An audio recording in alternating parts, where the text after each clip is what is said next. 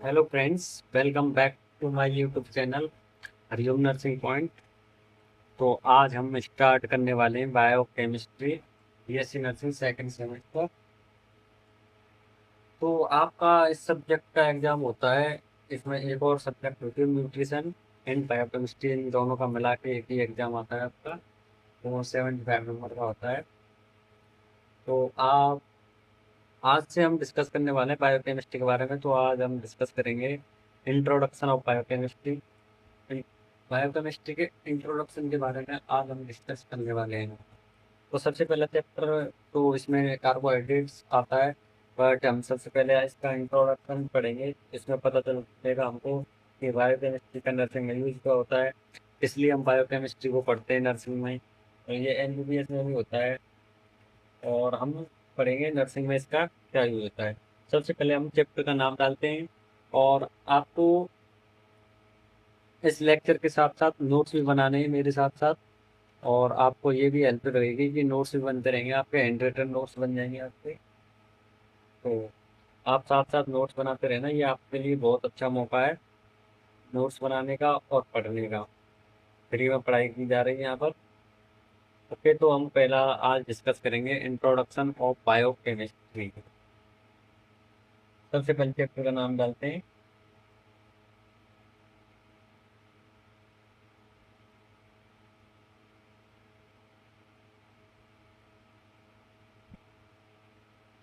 Introduction of bio chemistry. तो हम इसमें सबसे पहले क्या डिस्कस करेंगे आप। सबसे पहले हम डिस्कस करेंगे बायो केमिस्ट्री होता क्या है, क्यों, क्या होता है बायोकेमिस्ट्री, इसके अंदर क्या पढ़ा जाता है।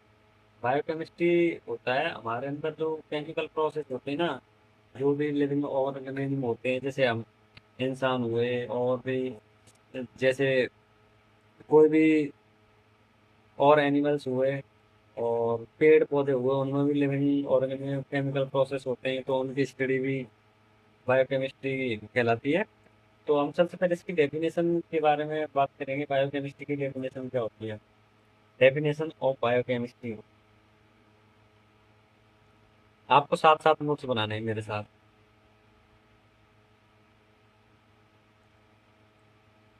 डेफिनेशन के बारे में बात करेंगे सबसे। डेफिनेशन क्या होती है इसकी? तो इसकी हम डेफिनेशन हिंदी में बताएं तो आप यही बता दिया मैंने। लिविंग ऑर्गेनिज्म में केमिकल प्रोसेस होते हैं, उनके बारे में जो स्टडी की जाती है उसको कहते हैं।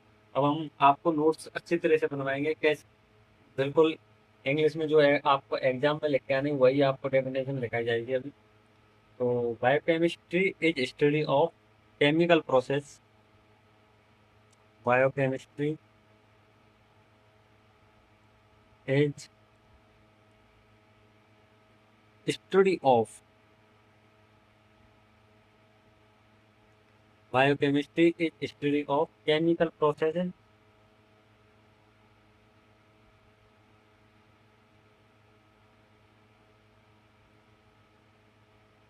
Chemical process in a living organism.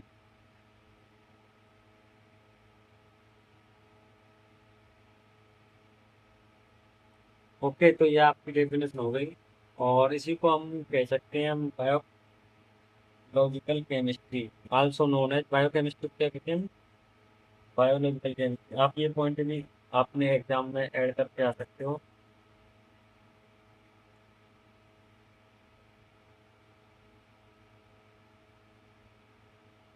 Biochemistry and biology chemistry.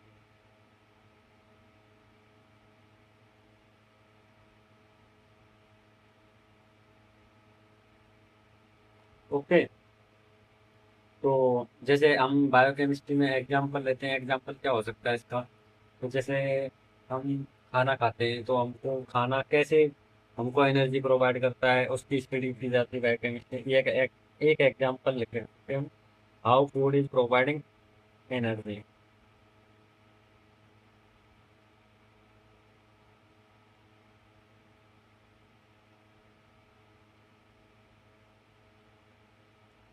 Okay, तो हम आगे हम बायोकेमिस्ट्री के बारे में डिस्कस करेंगे।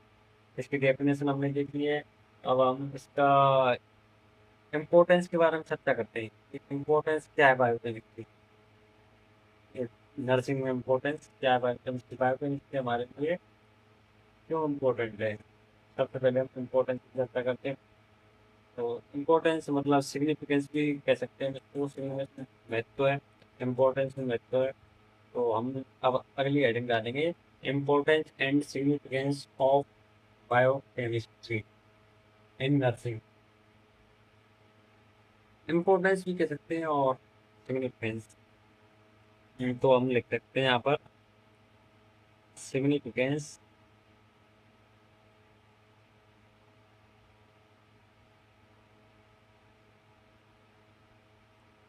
या importance of biochemistry in nursing, ये आपकी हेडिंग हो गई।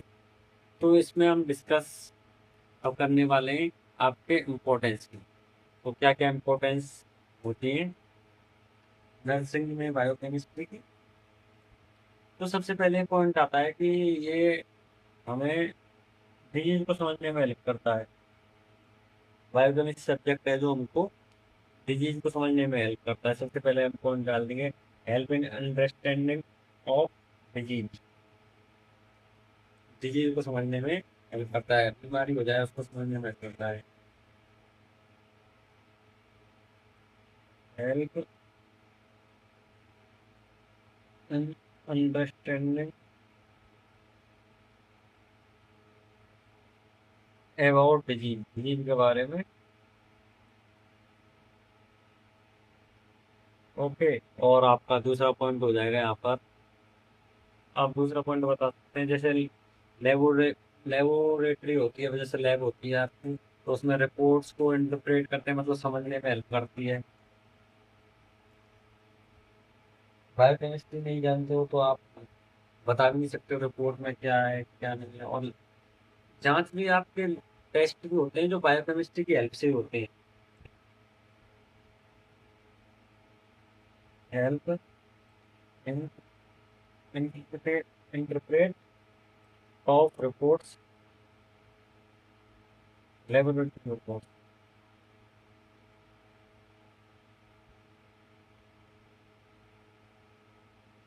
Help in interpret of laboratory,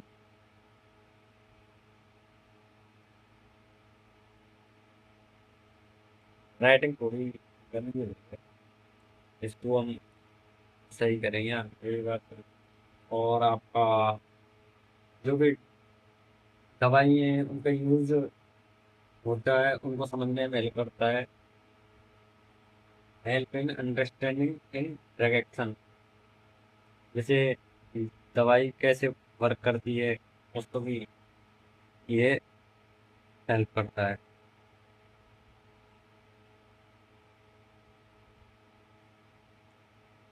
help in understanding in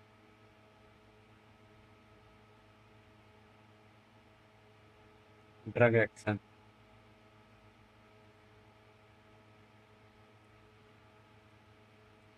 okay,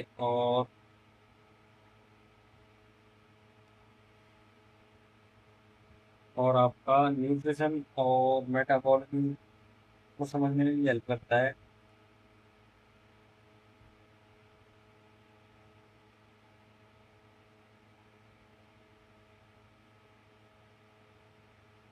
आप साथ साथ नोट्स बनाते चलना मेरे।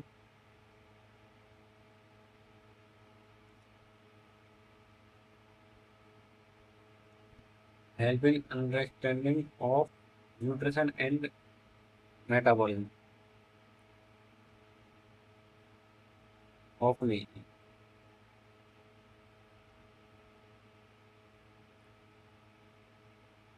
आपको समझ में आना चाहिए अच्छे से।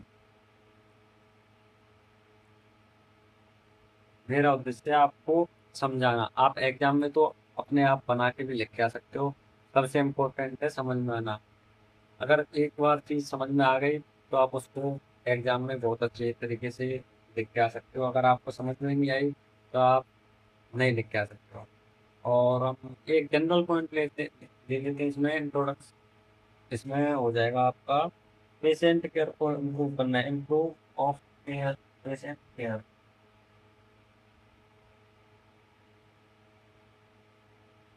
ऑफ केयर ऑफ पेशेंट या पेशेंट केयर। ओके, तो हम अब बात करेंगे इसके, हम इसकी हिस्ट्री के बारे में बाद में बात करेंगे कि क्या हिस्ट्री है क्या नहीं है। हमने आपके इम्पोर्टेंस देखनी है। अब हम इसके बाद करेंगे स्कोप के बारे में कि क्या क्या स्कोप मतलब कहाँ कहाँ यूज होता है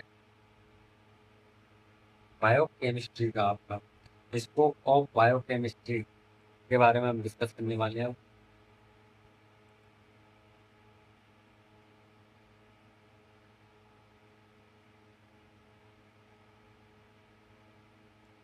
इसके क्या क्या स्कोप है आप अब हम डिस्कस करेंगे। ओके, तो अब हम चलते हैं इसके स्कोप के बारे में। सबसे पहले बायोकेमिस्ट्री किस किस एरिया में स्टडी करती है, इसी को हम स्कोप कहते हैं। तो पहले हम चलते हैं सेल स्ट्रक्चर।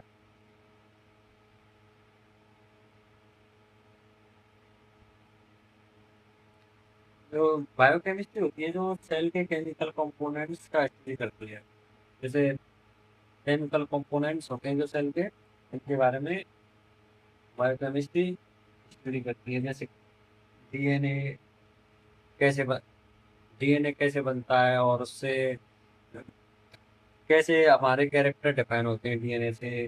सेल के अंदर ये सब प्रोसेस होते हैं, इनकी स्टडी करता है biochemistry. Study of chemical components of cell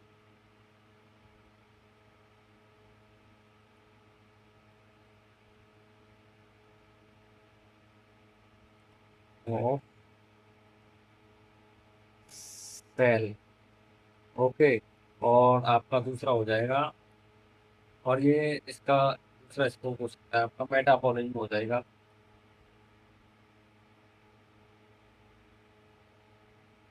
metabolism ये सेल मतलब बॉडी में होने वाले केमिकल रिएक्शंस, उसकी study, chemical reactions of body.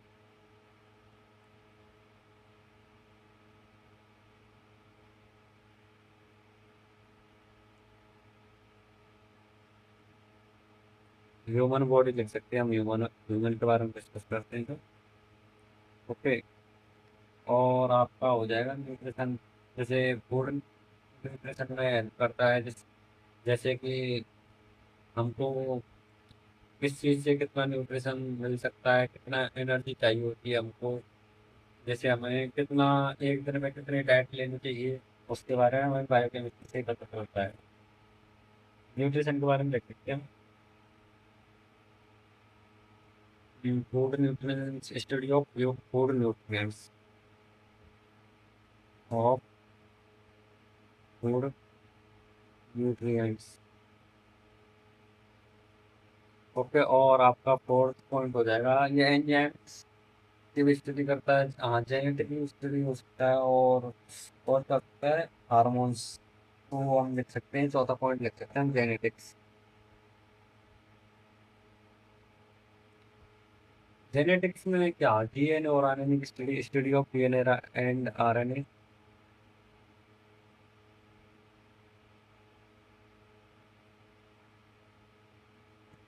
ये जेनेटिक हो जाएगा आपका, और आपका हो सकता है एंजाइम्स। ऐसे ही आप बना के पॉइंट लिख सकते हैं, ये बहुत सिंपल है ये। एंजाइम्स जैसे बॉडी में कौन से बहुत प्रकार के एंजाइम पाए जाते हैं, तो उनके बारे में स्टडी करना। ओके, और तुम्हारा शिफ्ट हो जाएगा हार्मोन्स।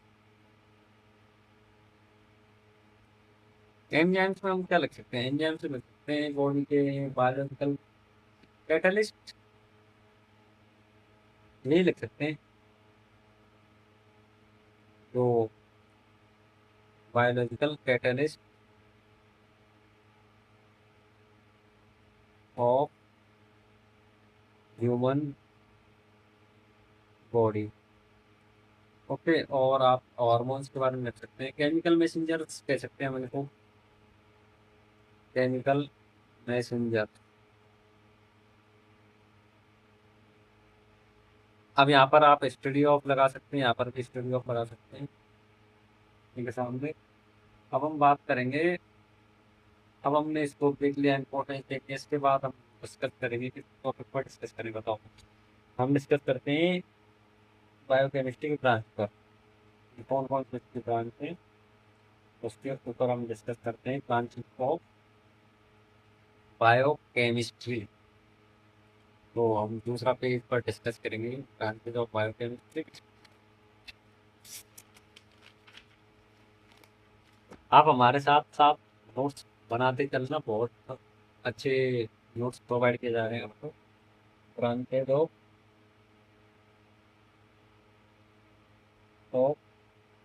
बायोकेमिस्ट्री,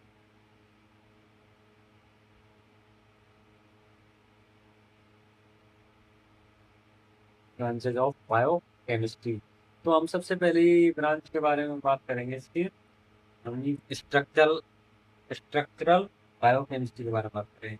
जैसे बायोमोलिकुल्स होते हैं, इनके स्ट्रक्चर की स्टडी करना सबसे पहले होती है आपकी bio structural biochemistry.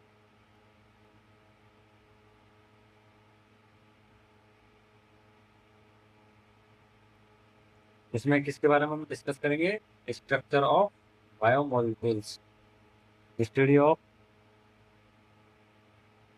Biomolecules structure कह सकते हैं हम।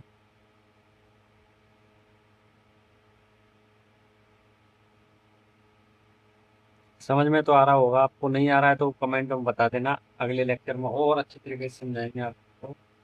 अब हम लिख सकते हैं क्लिनिकल बायोकेमिस्ट्री, ये भी एक ब्रांच हो जाएगी इसकी। ये जैसे आपने पढ़ा होगा, या आप कभी हॉस्पिटल गए होंगे तो कहते हैं सीबीसी जांच करवानी है ब्लड की, और एलएफटी केएफटी ये सब चीजें होते हैं ना। तो इनको इनके बारे में हमको जानने के लिए हमको बायोकेमिस्ट्री को जानना बहुत जरूरी है।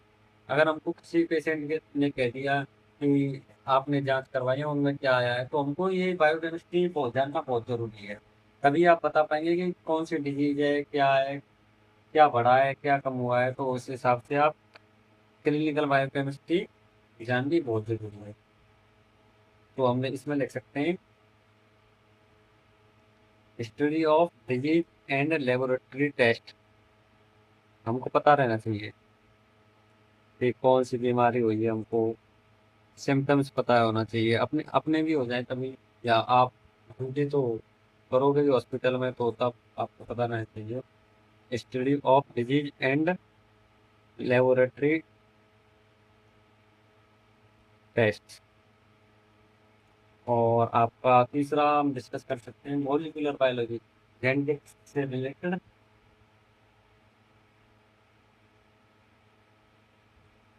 बायोकेमिस्ट्री, सॉरी बायोलॉजी नहीं। और इसमें हम डीएनए आरएनए एंड जीन्स की स्टडी करेंगे, study of DNA RNA and genes. Okay, fourth branch हो जाएगी आपकी न्यूट्रिशनल केमिस्ट्री,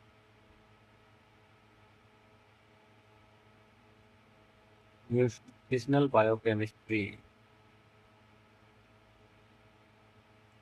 तो इसमें आप न्यूट्रिशन एंड मेटाबॉलिज्म पर स्टडी कर सकते हैं, study of nutrition and metabolism.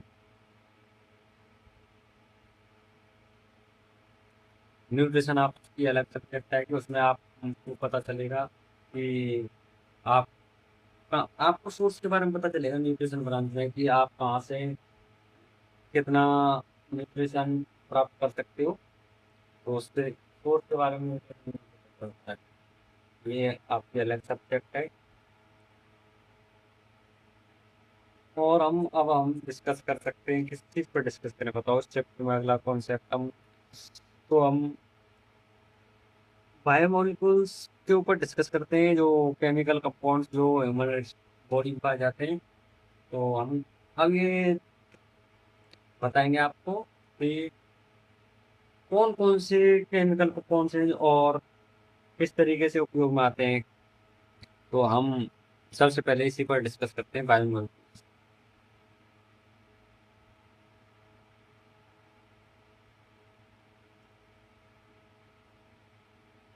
Biomolecules के ऊपर हम डिस्कस करते हैं अभी।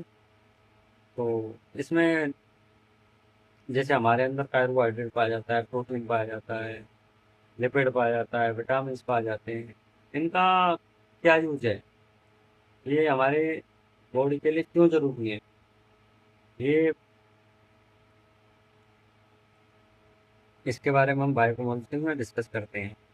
मेन मेन बायोमोलिक्यूल्स तो बहुत होते हैं।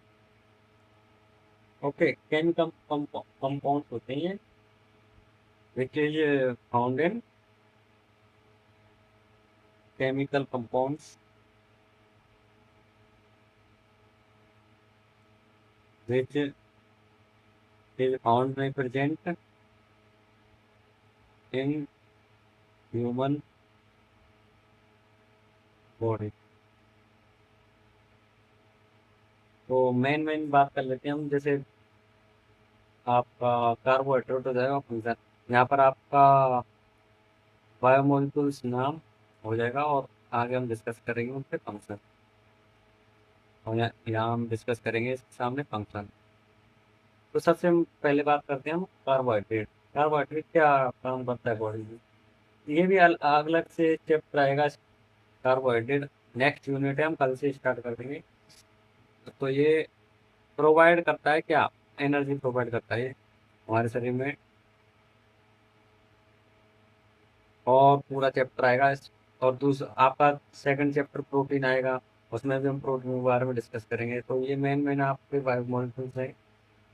और ये प्रोटीन सबसे ज़्यादा आपकी ग्रोथ एंड रिपेयर के लिए रिपेयर करती है मसल्स की और टिश्यू की, इनकी रिपेयर एंड ग्रोथ के लिए रिस्पॉन्सिबल होती है। लिपिड्स फैट्स, ये एनर्जी स्टोर करता है, आपको पता होगा।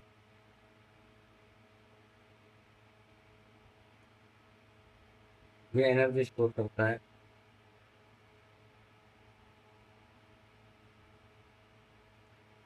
और आपके विटामिन हो जाएंगे,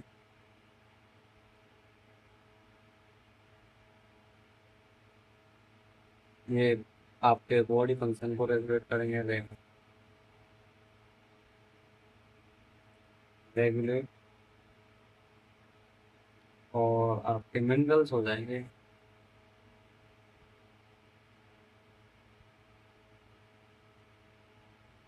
बोन और blood formation, bone and blood formation काम करते हैं ये। और आपके हो जाएंगे जेनेटिक वाले न्यूक्लिक एसिड, ये हमने मेन मेन बात की है।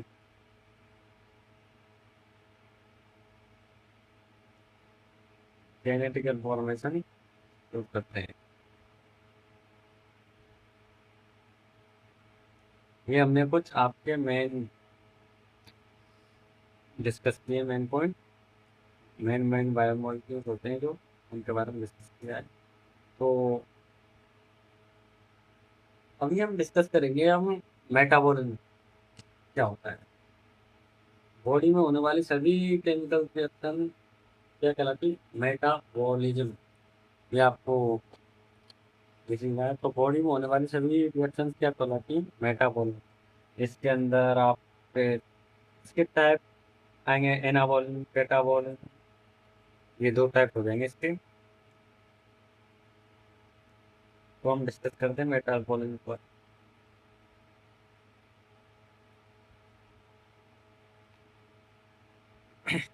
बॉडी में होने वाली सभी केमिकल रिएक्शन को मेटाबॉलिज्म कहते हैं। All chemical reaction which occurs in human body reactions which occurs in human body called metabolism. तो उसके टाइप में आ जाएंगे आपके एनाबॉलिज्म, एक तरफ आ जाएगा एनाबॉलिज्म, ऐसे डिस्कस कर लेते हैं हम। एक आ जाएगा कैटाबॉलिज्म, इस साइड में हम कैटाबॉलिज्म डिस्कस कर लेंगे। एक हो जाएगा एनाबॉलिज्म, एक हो जाएगा कैटाबॉलिज्म। तो एनाबॉलिज्म क्या होता है, सिंपल मॉलिक्यूल से कॉम्प्लेक्स मॉलिक्यूल बनते हैं। इसमें क्या होता है, सिंपल मॉलिक्यूल्स होंगे उससे कैन बी कंपाउंड या कॉम्प्लेक्स मॉलिक्यूल्स बनेंगे। सिंपल मॉलिक्यूल से कॉम्प्लेक्स मॉलिक्यूल्स बनेंगे। और कैटाबॉलिज्म इसमें जैसे कि हम इसमें एग्जांपल लिख सकते हैं, जैसे प्रोटीन सिंथेसिस जो अमीनो एसिड से मिलकर बनता है,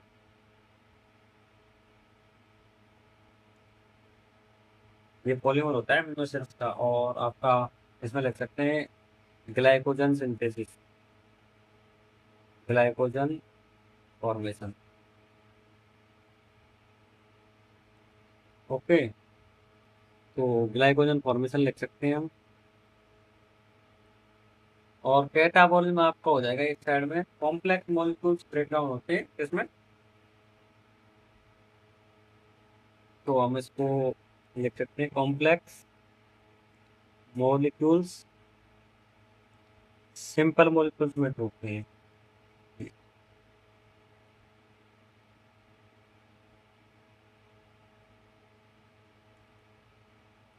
ओके सर, इसको ब्रेक डाउन कर सकते हैं। और जैसे इसमें ग्लूकोज का ब्रेक डाउन आ जाएगा, और आपका फैट ब्रेक डाउन आ जाएगा।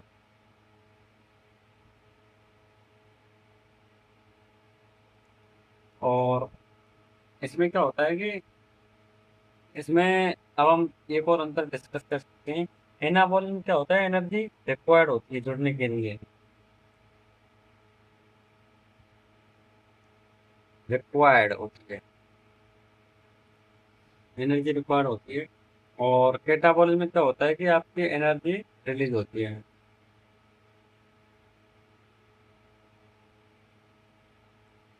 ओके सर, तो अब हम डिस्कस करेंगे।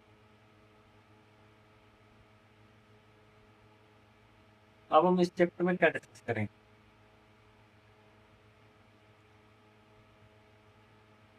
अब हम इस चैप्टर में हम डिस्कस कर सकते हैं इसकी हिस्ट्री के बारे में कि क्या हिस्ट्री है बायोकेमिस्ट्री।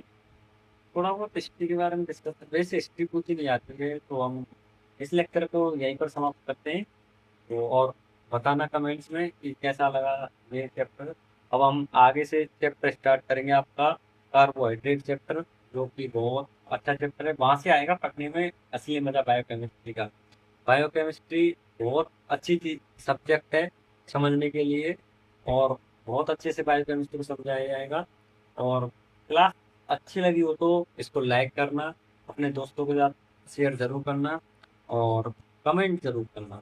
कमेंट मेरे लिए बहुत जरूरी है, पता चलना जरूरी है कि कैसी लगी क्लास, कैसा मैं पढ़ा रहा हूँ, कैसी कोशिश है मेरी पढ़ाने की, और कैसे मैं इसको अच्छा कर सकता हूँ क्लास को। और मेरा एक फ्रेंड है जो न्यूट्रिशन पढ़ा रहा है अभी, शिवम नर्सिंग गाइड उसका चैनल है, उस पर भी आप क्लास ले सकते हो। वो भी बहुत अच्छे से समझाता है, बहुत अच्छा पढ़ाता है। तो हम ये लेक्चर यही समाप्त करते हैं। थैंक यू, बहुत बहुत धन्यवाद।